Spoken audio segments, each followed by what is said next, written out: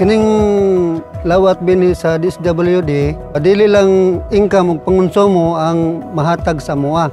Nahatagan gid mi ani og kadasig og inspirasyon aron kami magkahiusa, magtinabangay og ang among pamilya nga molambo.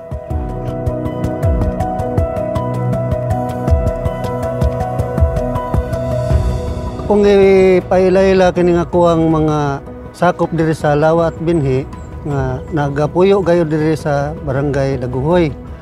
Usap po di sila ka mga mag-uuma, 42 mi ka buok. Dako kayo ang epekto diri sa mga mag-uuma kay tungod nga ang among patubig diri walay irigasyon unya. Kung magbaha pod, mukalit lang og baha nga kusog kayo, madaot pa among pananom. Ang among produkto kulang ika-sustain sa among pamilya.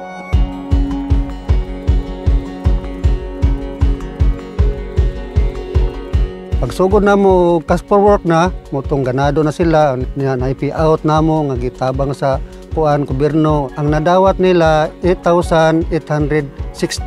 Moto nagbiting na pud mi nga na naman tay kwarta sa atong kasabutan, dili na to magmakuli nga magbilin ta sa atong nakubra kay atong ihimo natong asosasyon gyud nga aron natay pundasyon nga kapital. Uyon man sila tanan mo to nga nagahatag mi og 2,700 ang among nahatag. Ang purpose ato kadtong 1,000 among ipalinding. Ang 1,000 pagkaon sa among isda, ang 500 gi-prepare namo sa turnover. Ang 100 gi-prepare namo sa montuary. Ang 100 gi-prepare namo sa membership fee. Muna ni success gyud ang amuang plano. Sustainable ang amuang grupo dire nga binhi at lawa.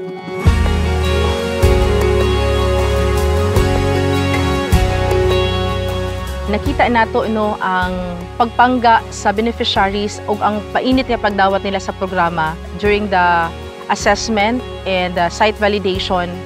Nakita nato na ang pag-implement nila sa programa is beyond sa ato ang gihatag nga mga instructions and beyond sa ato ang gihatag nga mga guidance. Ang ilahang kakugi, nakita nato ang innovations nga ilang gibuhat kay bisan pa sa ilahang kalisod aduna gyapon nagpabilin kanila ang positibo nga panglantaw nga kani nga programa ang Project Lawa at Binhi na agoy matabang sa ilaha.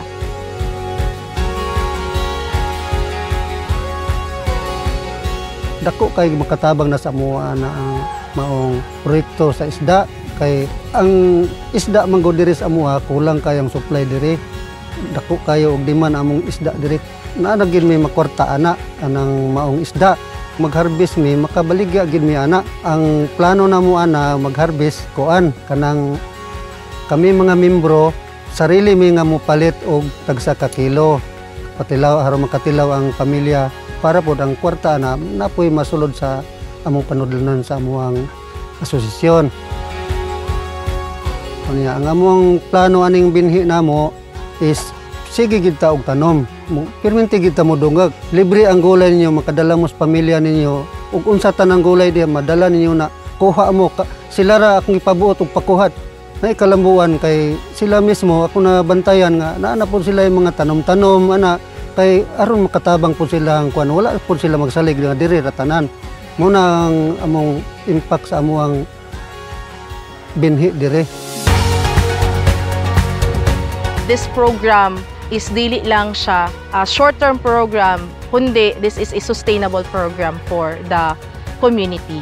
And kana atong nakita kanang mga sustainable programming strategies, usa na diha ang pakig-partner o pakig-alayo nato sa mga lain-laing ahensya sa gobyerno, especially sa ato ang ka-partner from Bureau of Fisheries and Aquatic Resources, BFAR, sa DA, NCIP, DENR, and also sa NIA. So atong nakita na kaning atong programa dako og ikatabang if na atay mga partners nga matapod.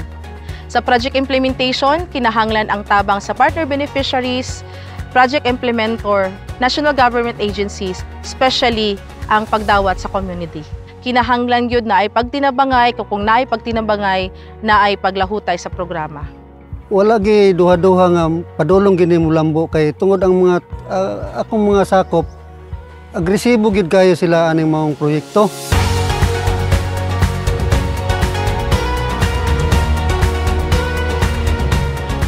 Nangandoy mi nga makaugalingon mi gluti nga sarang namo buhatan namo og pundasyon namo sa among grupo kay para nga ang among negosyo sarili na namo hantod sa mga anak namong gagmay, mga apo ana makabenepisyo ana tungod kay ang ilang mga ginikanan na mo'y nagpundar sa maong mga negosyo nga kabuhian diri sa among palibot, makapugong mi diri sa mga food security namo nga makatabang mi musustain gini kay dili naman mi mawala ning naaraman ni permin tubig na.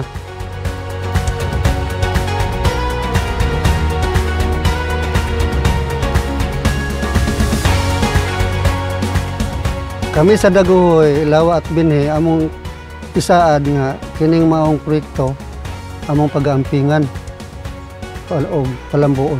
Daghang salamat sa Lawa at Binhi ug sa DSWD.